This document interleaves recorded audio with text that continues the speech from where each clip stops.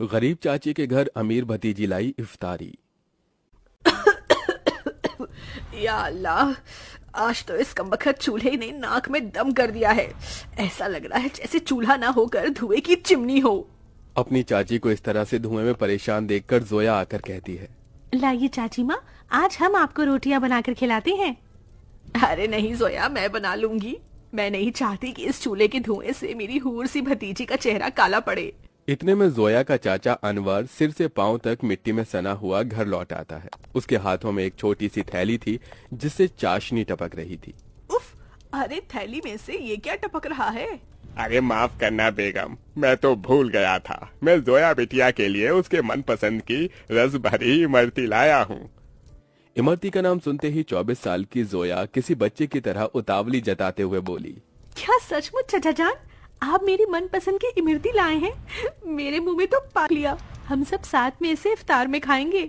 अरे नहीं बिटिया, मैं जरा सी ही इमरती लाया हूँ, तू खा ले। मुझे और तेरी चाची को मीठे से खास मोहब्बत नहीं है ना बेगम?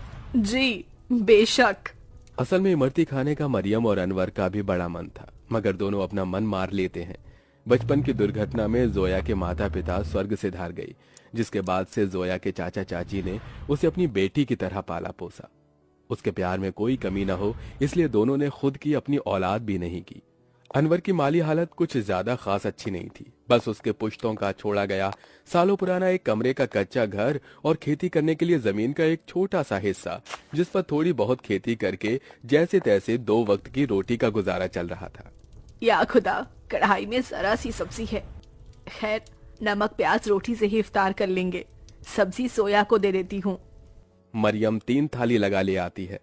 अरे ये क्या, चाची माँ मेरी थाली में सब्जी, आप दोनों क्या खाएंगे? तभी अनवर अपने गमों को छुपाता हुआ झूठी मुस्कुराहट से बोला, अरे सब्जी की क्या जरूरत, आज तो मैं नून तिल से रोटी ही चटकारे लेकर खाऊंगा। ये कहते हुए गरीब अनवर नमक तेल लगी रोटी काट काट कर खाने लगता है। अपनी गरीब चाचा चाची का ऐसा दुख देखकर जोया का कलेजा कचोट पड़ता है। वो रो पड़ती है। चाची माँ, चाचा जान, चलिए इन सब्जी में से खाइए। अरे इतनी थोड़ी खाऊंगी मैं। इतना प्यार था उतना ही स्नेह उसे भी था। यूं ही दिन गुजरते हैं। सुनो जी, हमारी जोया अब सयानी हो गई है। हमें इसके निकाह के बारे में सोचना चाहिए। जोया, भाई और भाभी की अमानत है हम पर। मरियम, मैं तो दिन रात अल्लाह से एक ही दुआ मांगता हूँ कि मेरी भतीजी को अच्छा घर मिले। अनवर जोया के लिए रिश्ता ढूंढने लगता है, जो कि अमीर खानदान में हिना के बेटे से लग जाती है। अब शादी की तैयारी शुरू हो जाती है। अनवर, अभी तक जोया के निकाह का जोड़ा नहीं सिलाया। 2 रोज बाद उसकी रुखसती है। जानता हूँ बेगम, मगर जितना कर्ज लिया था वो खर्चा हो गया। मैंने तुमसे एक बात भी छिपाई है, मैंने अपनी जमीन बेच दी। क्या जमीन बेच दी? उसी से तो फकत अभी तलक हमारी रोजी रोटी चल रही थी। अब क्या करेंगे आगे? अल्लाह मियाँ बैठा है ना रोटी देने वाला। मरियम, कुछ तो कर लूंगा, लेकिन जोया हमारी इकलौती भतीजी है। उसका निकाह अच्छे से घर में हो जाए ताकि मन में कोई मलाल ना हो। जोया के गरीब चाचा चाची उसकी शादी के लिए अपनी खेती बाड़ी बेचकर उसकी विदाई करते हैं। चाचा चाची माँ, जा मेरी बच्ची, अल्लाह तुझे दोनों जहां की खुशियों और नेमतों से नवाजे। जोया अपने गरीब चाचा चाची के घर को छोड़कर अपने अमीर ससुराल में आ जाती है, जहां उसके सास ससुर नंद जेठानी से भरा पूरा परिवार मिलता है, जहां सास हिना उसका स्वागत करती है। माशा अल्लाह, कितनी खूबसूरत बीवी है हमारे मुराद की। एकदम सही फरमाया आपने अम्मी, भाई की तो किस्मत खुल गई। चलो देवरानी जी, हम तुम्हें तुम्हारा कमरा दिखाते हैं। जोया की जेठानी आलिया उसे कमरे में ले आती है, जो कि बहुत ही बड़ा और आलीशान था। वल्ला, इस कमरे से भी छोटा तो हमारे चाचा चाची माँ का घर था। यहाँ तो हर शान और शौकत है। अगले दिन जोया नहा धोकर पहली रसोई करने आती है। अस्सलाम वालेकुम अबू जान। खुश रहो बहू बेगम। अम्मी जान, खाने में क्या बनाना है? अरे बहू, तुम क्यों खाना बनाओगी? उसके लिए नौकर चाकर है ना, मगर हम सभी तुम्हारे हाथों का शाही टुकड़ा खाना चाहेंगे। जी अच्छा। जोया जैसे ससुराल के ऐशो आराम भरे किचन में कदम रखती है तो नम आंखों से निहारती रह जाती है। उसकी आंखों के आगे अपनी चाची का धुएं में चूल्हा फूकना याद आ जाता है। या खुदा, हमारा ससुराल कितना रईस है। ऐसा लग रहा है जैसे हम किसी जन्नत में आ गए हैं। मगर हमारी गरीब चाची माँ आती होंगी।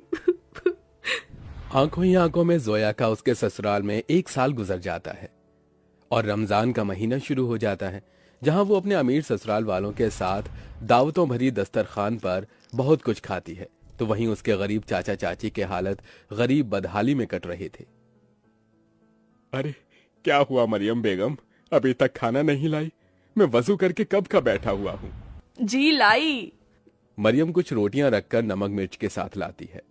जी बस यही है खाने में, रूखा सूखा है खाने में। जाने अल्लाह हमारे दिन कब बदलेगा। बाकी दिन भी रूखा सूखा खाते हैं और रोजे में भी रूखा सूखा खाकर काटना पड़ रहा है। मरियम, अल्लाह ने जो दिया है उसे सिर माथे लगाकर खाओ। बेचारे गरीब शौहर बेगम एक दूसरे को निवाला खिलाकर गम बांटते हैं। कंगाली इतनी थी कि दोनों पानी से सहरी करके भूखे पेट कड़ी धूप में भट्टी पर काम करते हैं और यूं ही दिन गुजरते गए। बेगम, अल्लाह के करम से इतने पैसे जुड़ गए, कल जोया के ससुराल इफ्तार दे आते हैं। दोनों खुद पर दुख उठाकर जोया और उसके ससुराल वालों के लिए कपड़े, फल, मिठाई के साथ इफ्तार लेके जाते हैं। अरे समधी साईं, आप दोनों? वालेकुम अस्सलाम समधी जी, ये आप सबके लिए हमारी ओर से इफ्तार का छोटा सा नजराना। तभी महंगा सा जोड़ा पहने हुए जोया आकर अपने चाचा चाची के गले लग गई।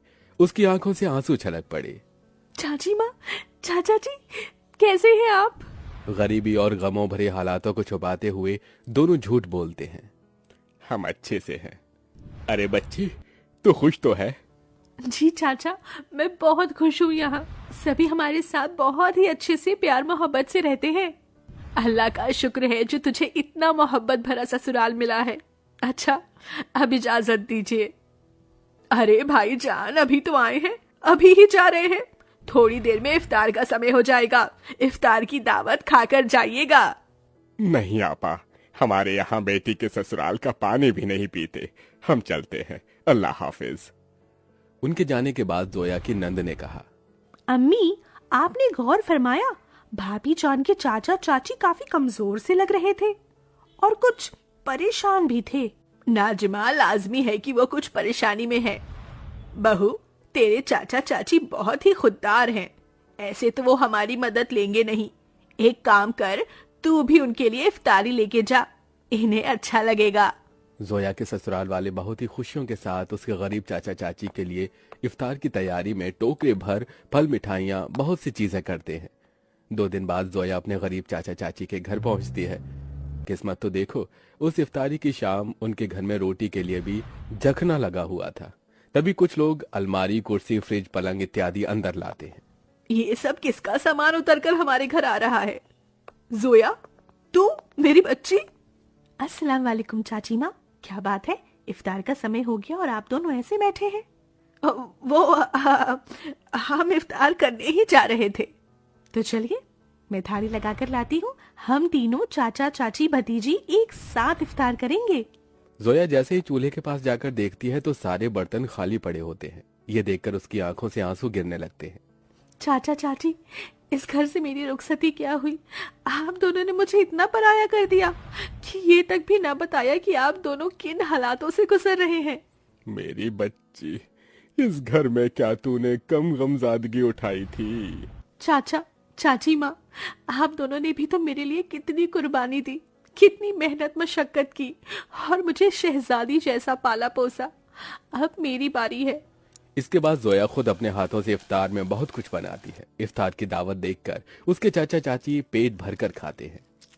आज एक अरसे बाद ऐसी इफ्तारी नसीब हुई है, वरना तो सालों से गरीबी में रूखे सूखे से रमजान के रोजे कट रहे थे। मैं यहाँ आप दोनों को सिर्फ इफ्तार देने नहीं आई, बल्कि ईद पर आपको मेरे यहाँ आना है और ये अम्मी अब्बू का हुक्म है। हम आएंगे बिटिया, जरूर आएंगे।